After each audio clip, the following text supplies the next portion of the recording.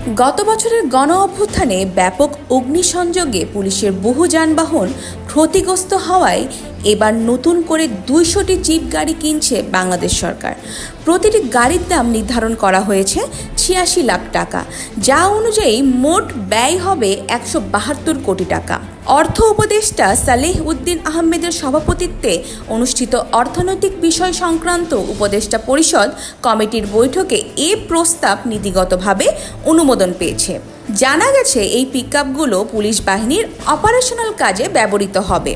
উন্মুক্ত দরপত্র না ডেকে সরাসরি রাষ্ট্রায়ত্ত প্রগতি ইন্ডাস্ট্রিজের কাছ থেকে গাড়িগুলো কেনা হবে।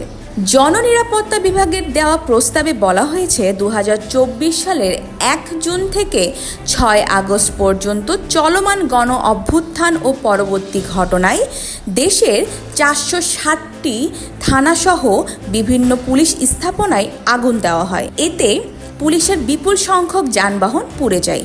বর্তমান দেশে মোট ৬৩৯টি থানা থাকলেও বেশিরভাগ থানাতেই কার্যকর যানবাহনের সংকট রয়েছে। এমন পরিস্থিতিতে দেশের আইন শৃঙ্খলা পরিস্থিতি নিয়ন্ত্রণে এবং পুলিশের সুষ্ঠু কার্যক্রম পরিচালনার জন্য জরুরি ভিত্তিতে নতুন যানবাহন কেনার প্রয়োজনীয়তা দেখা দিয়েছে বলে জানিয়েছেন সরকার।